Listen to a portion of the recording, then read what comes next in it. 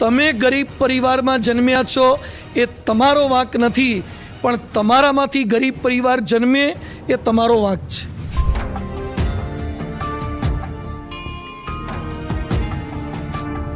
તો આવી બીમારી લાખોમાં કોઈકને હોય છે.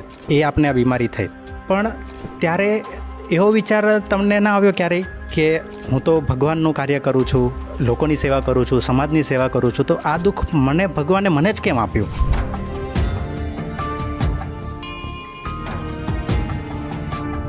અને ભાગવતમાં લખ્યું છે કે હું જેના પર રાજી થવું છું એને શું કરું છું? યસ્ય અહમ અનુગૃહણામિ હરિષ્યે તદ્ધનમ શનૈઃ.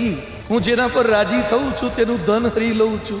ભૂખે મારું ભોય સુવાડું તન્ની પાડું ખાલ, એમ કરતા પણ ન મૂકે તો પછી કરી દઉં ન્યાલ. કે જે ભગવાનના માર્ગે ચાલે છે એની કસોટી લેવાય છે કે રામ ભગવાનનો શું વાંક હતો, છતાં એમને 14 વર્ષનો વનવાસ કેમ? ધર્મો રક્ષતી રક્ષિતઃ. જે ધર્મનું રક્ષણ કરે છે એનું ધર્મ રક્ષણ કરે છે. એ યુથમાં જોવા જઈએ ને તો ડિવોર્સ રેટ બહુ જ વધી રહ્યો છે. યુવાનો છે ને ડેટિંગ એપ્સનો યુઝ કરે છે. આપણે એવું કહીએ કે લગ્ન પહેલાં સગાઈ થાય છે, બરાબર, પણ સગાઈ પહેલાં બી હવે તો એક એવું છે કે લિવ ઇન રિલેશનશિપ, કે સગાઈ પહેલાં બી સાથે રહે છે. અને હવે તો સ્વામી એનાથી બી આગળ આવી ગયું છે સિચ્યુએશનશિપ. આ જે બધી વસ્તુઓ છે એનાથી યુથે કઈ રીતે દૂર રહેવું જોઈએ? ડિવોર્સનું એક મોટું કારણ છે મા બાપની થોડીક તાલીમ ઓછી છે.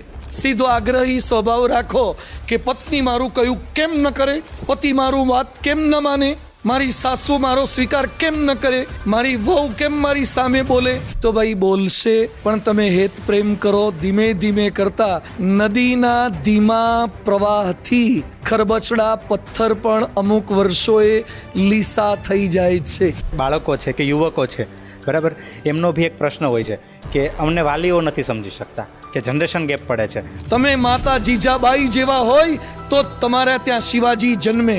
લક્ષ્મીબાઈના પ્રસંગો સાંભળ્યા હોય તો દીકરીઓ એ ડરપોક ના થાય, એ શુરવીર થાય. 14 વર્ષની ચારણ કન્યા, જગદંબાસી ચારણ કન્યા, સિંહની સામે ચારણ કન્યા ઊભી રહે છે. એ સિંહની સામે હાથમાં લાકડી લઈને ઊભી હતી અને સિંહને કહે છે ગીરના કુત્તા ઊભો રહેજે, ભૂખ મરાતો ઊભો રહેજે.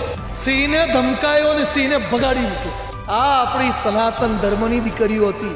આજે વંદો કે ઘરોડી જોઈને ભાગી જાય છે. આ બધાની પાછળ ક્યાંક ને ક્યાંક છે સોશિયલ મીડિયા. તો સ્વામી, આ ડિજિટલ જે ટોક્સિસિટી છે એનાથી બચવા માટે શું કરવું જોઈએ? ઘણા આખો દાડો મોબાઈલ વાપરીને પાછા કે મારે ઇલોન થવું છે. જા ઇલોન વાળી. આખો દાડો મોબાઈલ વાપરે, મોબાઈલની દુકાન ખોલતું. લાઈફમાં ઘણી બધી જગ્યાએ રિજેક્શન આવતા હોય છે, તો આ બધાને હેન્ડલ કઈ રીતે કરવા? યુવાનોની વાત કરીએ ને તો વાંચન છૂટતું ગયું છે.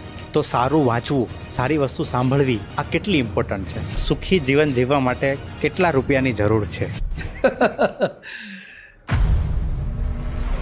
આ પોડકાસ્ટ